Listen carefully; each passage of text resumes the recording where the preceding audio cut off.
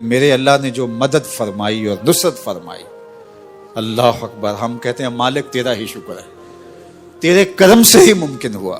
ہم اس قابل بھی نہیں تھے، جس طرح ہم آپس میں لڑ رہے تھے، جس طرح ہم معاشی بحرانوں میں مبتلا تھے، جس طرح ہم اپنے ہی ملک کو اپنے ہاتھوں سے نوچ رہے تھے، جس طرح ہم ایک دوسرے کی ٹانگیں کھینچ رہے تھے. ہم اس قابل نہیں تھے کہ ہم یہ کر پاتے، لیکن مالک تو نے پھر بھی حضور کے صدقے ہمارے اوپر رحم فرمایا. اس قوم سے تو نے کوئی کام لینا ہے، امت کے لیے کچھ کام لینا ہے، تو نے ہماری آبرو برباد نہیں ہونے دی، ہماری عزت برباد نہیں ہونے دی.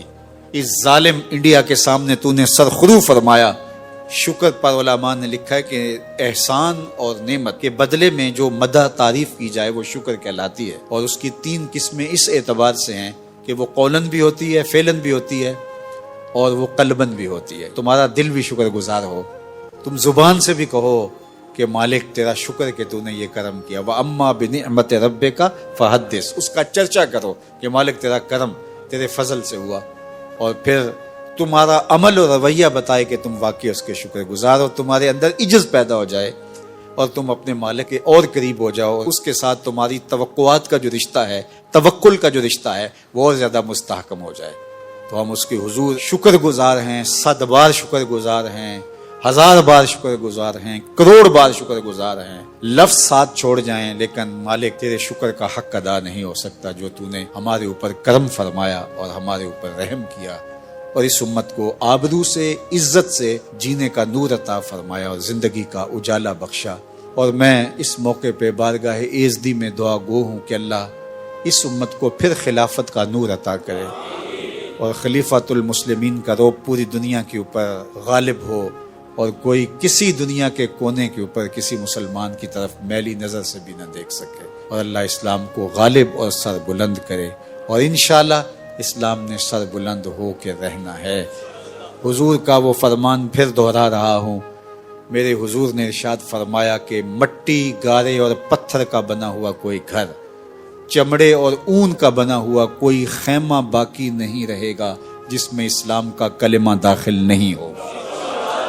اس کا سادہ ترجمہ یہ ہے کہ شرق سے غرب تک، شمال سے جنوب تک، پوری کائنات میں ہر چھت پہ جھنڈا میرے حضور کے نام کا جھول رہا ہو، اور اسلام کا دبدبہ، اسلام کی ہیبت پوری دنیا کے اوپر طاری ہوگی. انشاءاللہ وہ وقت آ کے رہے گا. ہم ہوں گے یا نہیں ہوں گے، وہ وقت ضرور آئے گا. میں اپنی نسلوں کو وصیت کرتا ہوں کہ جب وہ وقت آئے تو آ کے ہماری قبر پہ ہمیں بتانا کہ وہ وقت آ گیا ہے، امام مہدی کا نزول ہو گیا ہے. اللہم صلی علی سیدنا و مولانا محمد معدن الجود والکرم. اللہ اٹھے ہوئے ہاتھ، پھیلی ہوئی جولیاں کبھی خالی نہ موڑنا. اللہ اس امت کو کھویا ہوا وقار دینا. اللہ ہماری دعاؤں کا بھرم رکھنا.